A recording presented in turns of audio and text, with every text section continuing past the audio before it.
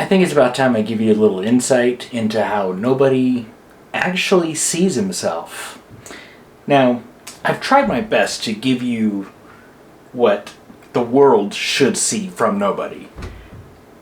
But nobody disagrees. Nobody thinks that everything that he does is a lot more epic and that I have been shortchanging him. So, what you're about to see is how nobody actually believes this scene happened. Roll it.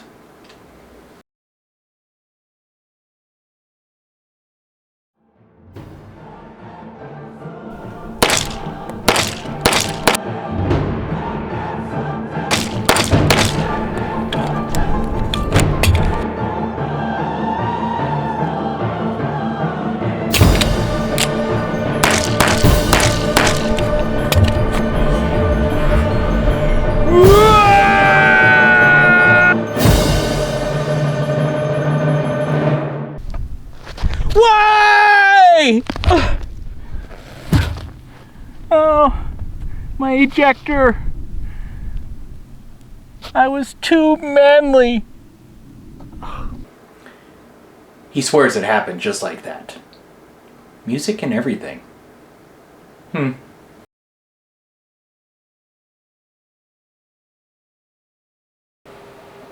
Well, that wasn't overly dramatic at all.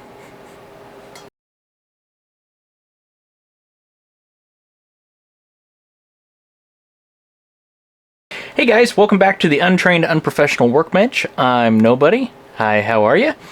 And today's video is inspired by a friend of the channel, Mr. Mag Dump Monday.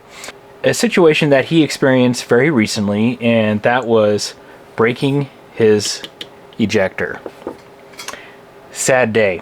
I know, it would be very sad for me. Just recreating it was traumatic enough. I asked myself, well, Nobody, what would you do if you broke your ejector? Well, obviously mine is not broken, but I still want to go through the experience because I've been hesitant about tackling this situation, but I think now is the time. So in preparation for that, I did buy an extra long ejector from EGW, and it is part number 10011, in case you're wondering. It's going to need to be custom fit to the slide. Now, one of the things that I have noticed on this is that if you look here underneath, it has a little cutout, and this is for a small little tool to be able to reach in underneath, which would actually go on this side. Here, let's turn on a light. Does that help? To be able to reach in and help pry this out. Well, on the Springfield, it's not there. So not only do I have to knock out this little pin that holds it in, I got to figure out what else is holding it on besides just the friction fit of these two legs. I'm hopefully can just pull it straight out with a pair of pliers or something like that. Worst case scenario, if it has some type of compound in it, I might have to use a little bit of heat to be able to pull it in. I don't know. We're just starting this journey, so let's get started.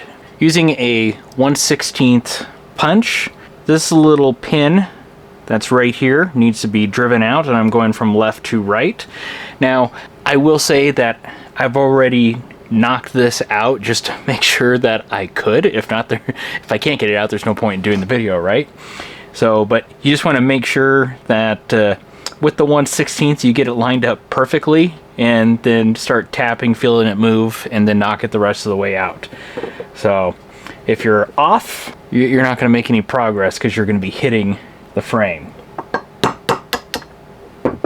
And there's our pin. All right. No. Yeah. All right, so here's the part that I'm ultimately worried about. Can I pull this straight out?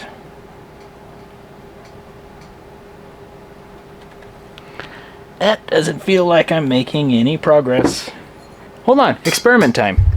Okay, so what I just figured out is took a torch, heated it up for about 4 or 5 seconds, heats up pretty quick, and then I flipped it around, put it in this vise, and just started slowly trying to work its way up. I didn't want to pivot it too much, just because you run the risk of breaking these pins. Now, I should be able to...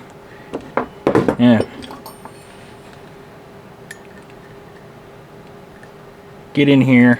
That's too shallow. Hold on, let me get a real screwdriver. I'm prepared. So let's just see if we can just work it. And I'm just tilting it back and forth ever so slightly, just trying to get a little bit of movement. Just because I don't want to... Come on. Okay, woohoo! And there we are. Doity. So and we can see right here is the notch to where that little pin went through. And that is something we're going to have to cut on this new one. Hold on, I'm jumping ahead of myself. Let's compare. A couple differences right off of the bat. The legs on the Springfield are a lot longer than on the EGW, especially this back one. That back one is pretty short. I don't know if that's going to be an issue or not. The other thing that I've noticed, Springfield looks like it's a hair taller, maybe about a 32nd of an inch. Now the EGW tends to have an actual thicker ejector, so that's nice, which may require some fitting inside of the slide. I don't know, we'll cross that bridge when we get there. The shape on the Springfield versus the shape on the EGW, I'm going to have to do some contouring to fit the back of the slide to make it look right.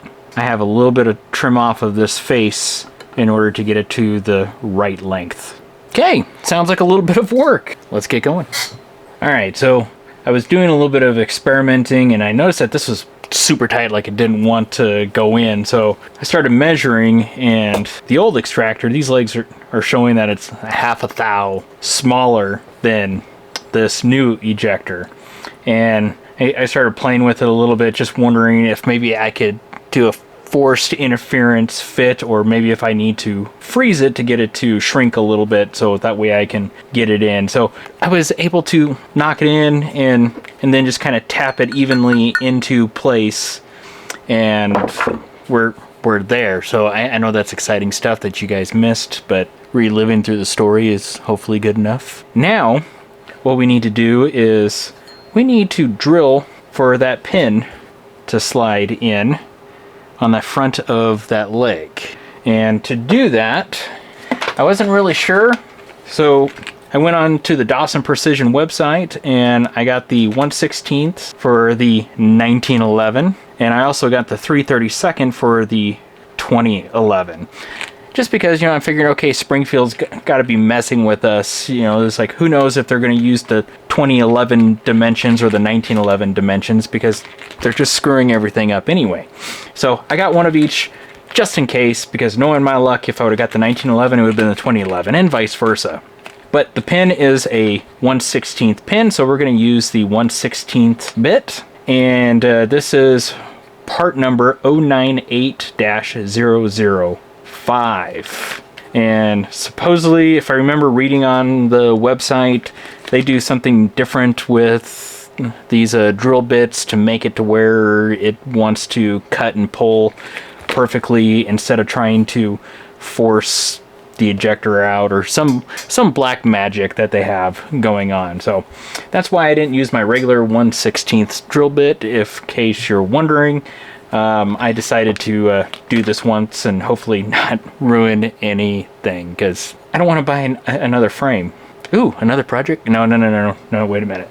Not going to do another project gun. Or at least not on the Prodigy. But have you guys seen the Oracle Arms 2311? That seems like it would be a cool one. That's going to be pricey though. I don't know. But I do want one.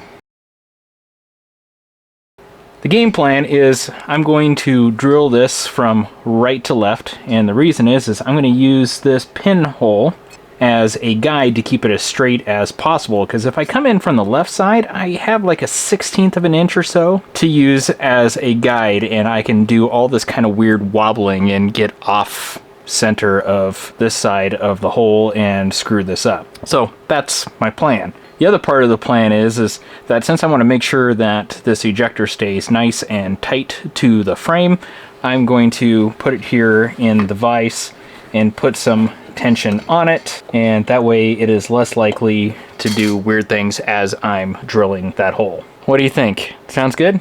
Alright, I'm glad you think so, because I feel a little nervous, but I'm dumb enough to try anything once, so here we go. Also, you're supposed to put this on reverse for how this bit is cut. That's part of the black magic of the whole thing from Dawson. So do it backwards and go slow. I'm getting little chips. Trying really hard not to break this bit because there's nothing to it. I'm backing it out and pulling chips off. And they say go slow. Uh-oh, I may have bound it. Apparently I wasn't backing it up enough. Good news is I was able to get it out without destroying anything, and I can use this again if I need to. What had happened is that as I was cutting through, I wasn't clearing that channel often enough and just had a small piece bind up on it. And yeah, just go slow, make sure you back it out often, that way you can clear any chips out of that hole. So, but we are all the way through, so we are good. Now we can go ahead and put the pin in, and you can see that everything is nice and flush. Now this pin is from the hardened pin set that I got for this gun from EGW. And make sure it's flush. Looks good on that side and on that side. Alright, so you can see how much is sticking out. So that'll have to be fit to the back there. Not as much as I was thinking. Alright guys, so I have it taped up, so basically as I'm taking it on and off of, or out of this vise, which by the way, remember how I told you a while ago, an excuse to get a new tool? I got this parrot vise. I need to figure out where I'm going to mount it. I need to kind of reorganize my bench for doing these videos and still be able to work functionally. So I'm going to have to support this while I'm doing this. But anyway, I have this taped up so that way the slide does not move in reference to the frame. So that way I'm always working from the same zero.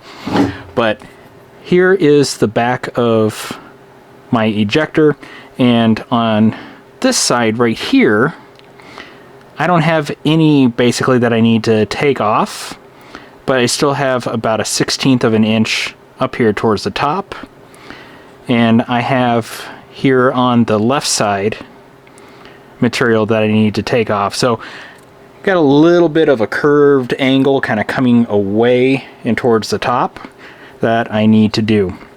I also have this tape here to kind of give me a very small buffer, and that way hopefully, which maybe I should put a little bit of tape right here. If I start getting into this tape, I know that I'm pretty close and I can probably switch to sanding and take it off and work that way. So yes, I'm trying to preserve the finish a little bit, even though in the past I said that I don't mind having rough edges and everything. I don't want it to look like complete dog snot. Let's tape it really quick. Alright, another first for nobody.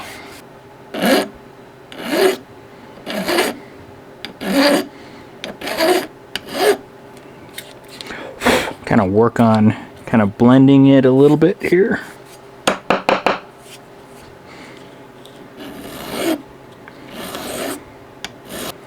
Looks like I need to work here towards this front edge.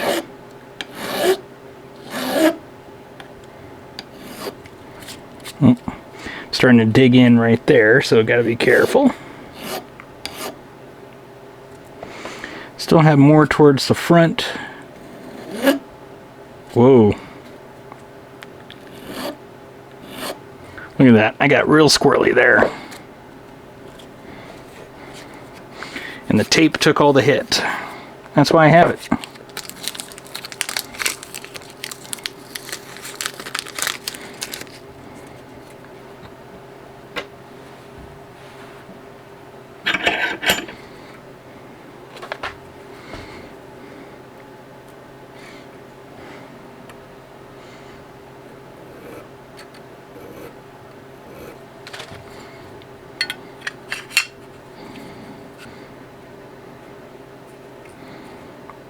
Okay, so that feels pretty good in between there. Looks like I need to come up just a little bit. I can still come off of this front edge right here. All right.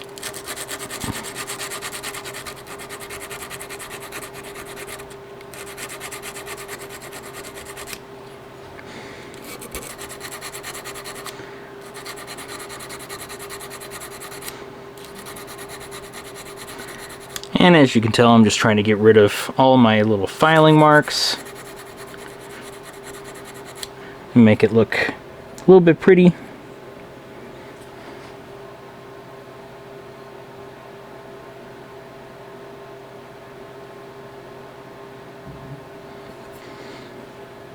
And there we are.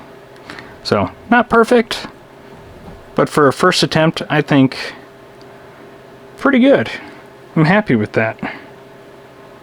Alright, so let's talk about how I'm going to tackle this. So originally I thought about using a cutoff wheel or a little grinder, and honestly too much can go wrong with using one of those, especially with lack of experience.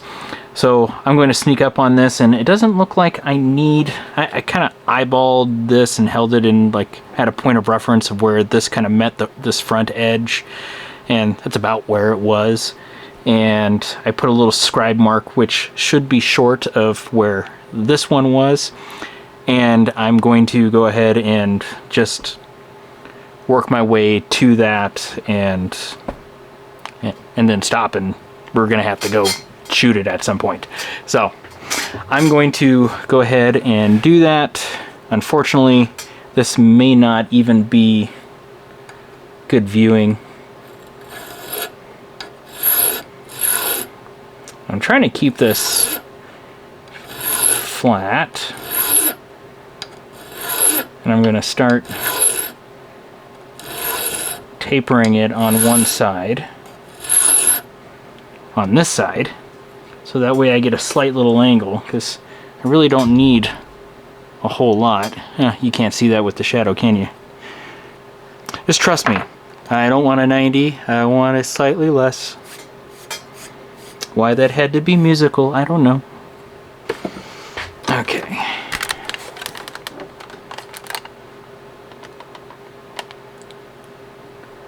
Have a little bit more to go.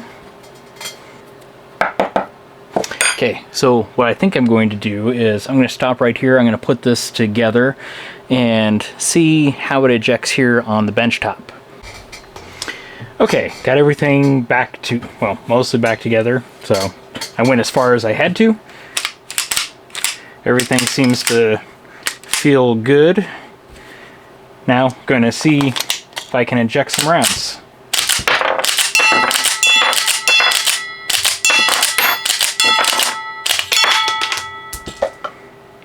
That was hitting the, yeah. But it made for a nice sound, right? Alright, so like I had said before, I left that ejector just a little long. That way I can sneak up on it if I need to. And next course of action is I'm going to fully put it back together, and then I need to get out and shoot. So there we are, and I appreciate you guys watching and putting up with me, and you take care. See you soon. I love you. Like, maybe.